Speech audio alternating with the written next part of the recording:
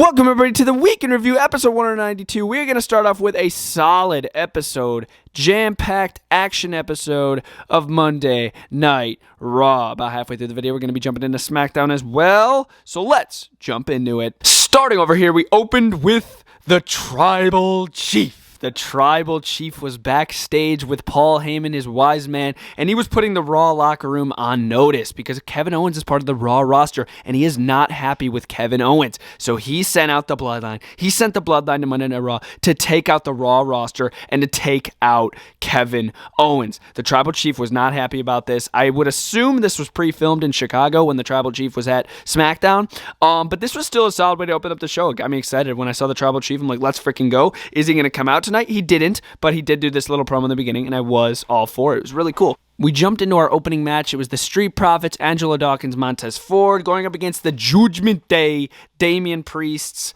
and Finn Balor. This was a decent tag team match. Of course, you had Rhea Ripley and Dominic on ringside. There was a little altercation between Akira Tozawa and Dominic. Akira Tozawa did have Montez Ford's drink, which might have had alcohol in it, and he'd send it into the eyes of Dominic Mysterio. And last week, of course, Asuka sprayed the mist into Dominic's eyes, so this is double or nothing. They're hitting Dominic's eyes again.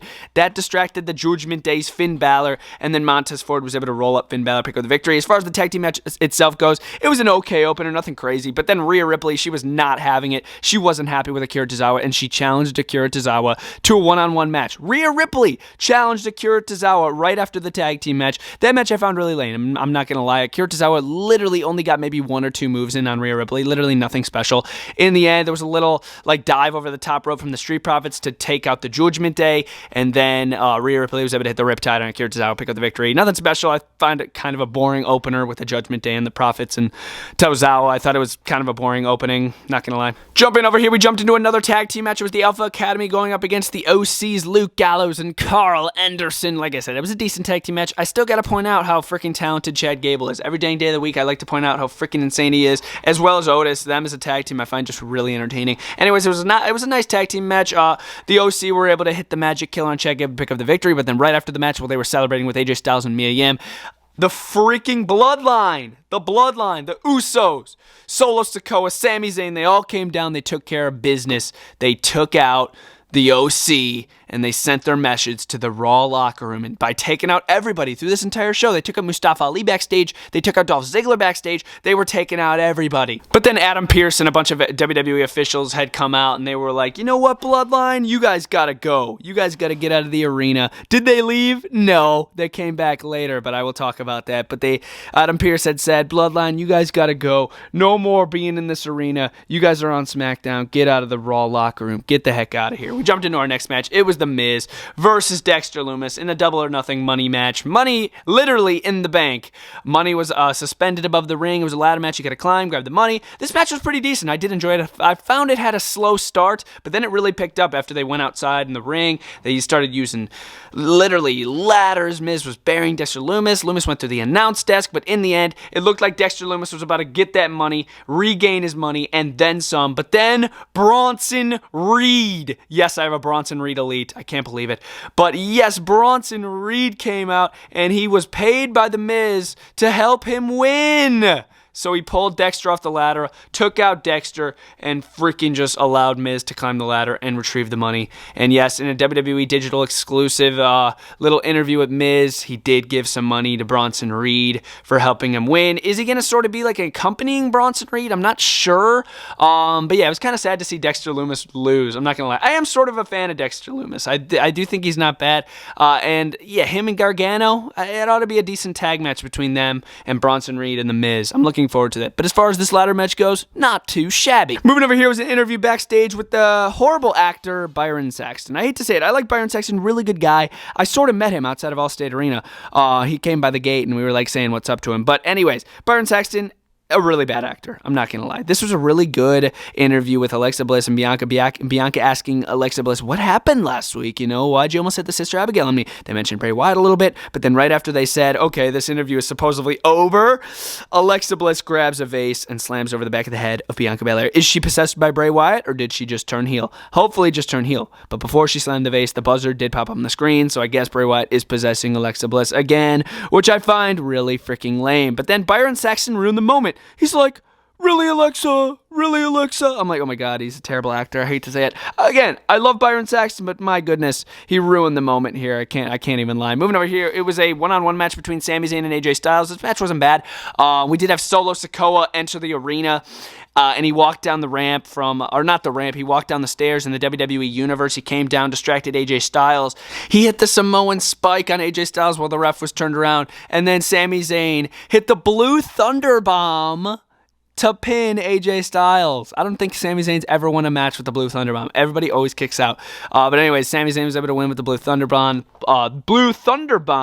AJ Styles loses to Sami Zayn. Moving over here, we had an amazing promo between Austin Theory and Seth Rollins. This was literally so good. I loved it. Back and forth smack talk from both of these guys, calling each other out. I loved it. They got interrupted by the Usos. The Usos were looking to take out both of them. Seth Rollins is like, well, we'll talk about this later. It's me and you, Theory. We got to take out the Usos. But then Theory leaves Seth high and dry. Who comes to help Seth Rollins? Kevin Owens. Kevin Owens comes out, helps Seth Rollins defend off against the Usos, and then they have a tag team match in the main event that I will talk about. But as far as this promo between Theory and Seth, I loved it. I loved it so much. It was so awesome. Getting Bobby Lashley out of this equation, making it only Seth and Theory.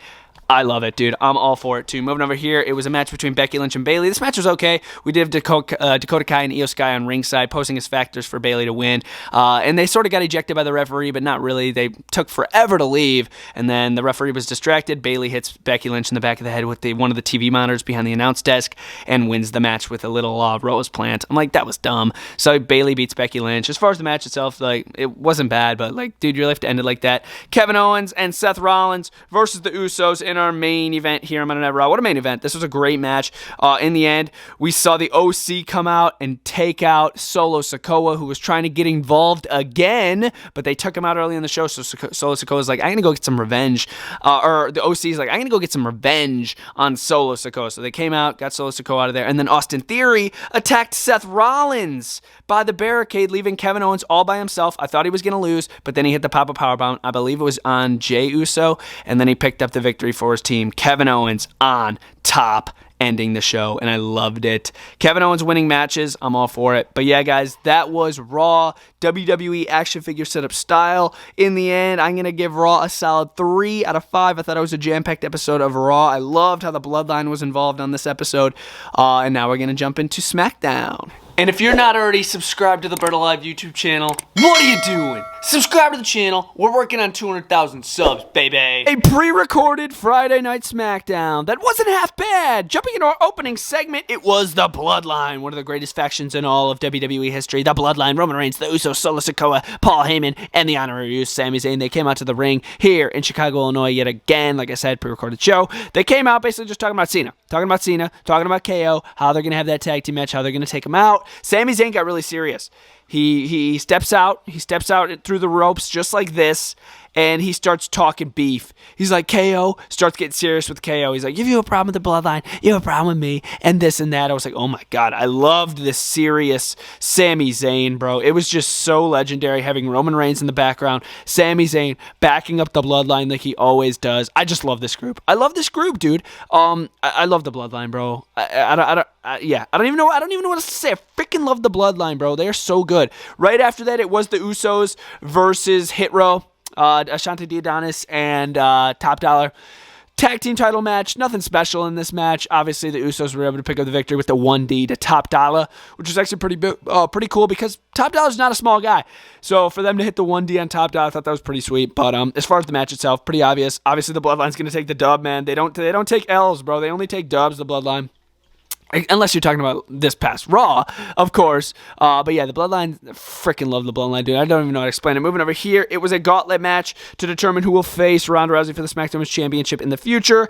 Xia Li, Tegan Nox, Liv Morgan, Emma, Raquel Rodriguez, as well as freaking, oh my gosh, Sonya Deville were all part of this match. Nothing special. I mean, Xia Li sort of dominated the beginning by eliminating Emma and Tegan Nox, and then I believe she got eliminated by Raquel Rodriguez, and then Liv and Raquel went at it. Raquel beat Liv, and then Raquel beat Sonya, and then Ronda comes out and it's like, oh, there's one more opponent. It's Shayna. And then Raquel was able to pin Shayna with the bad arm. They were focusing on the arm all match. Even Liv Morgan was focusing on the arm. She said, I'm sorry, Raquel, as she bashed the arm. I thought that was pretty cool. But yeah, Raquel was able to evade all the odds, and she's going to get that SmackDown Championship match against Ronda Rousey, and hopefully beat Ronda Rousey, because Ronda Rousey is such a boring women's champion. Oh my God. She doesn't do anything.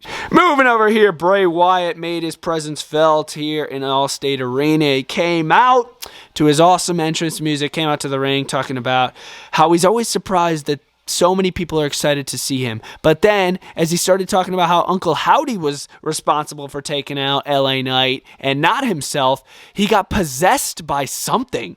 It was very Fiend-esque. Because he grabbed one of the cameramen in the ring and he locked the mandible claw on one of the cameramen. Only the Fiend did that.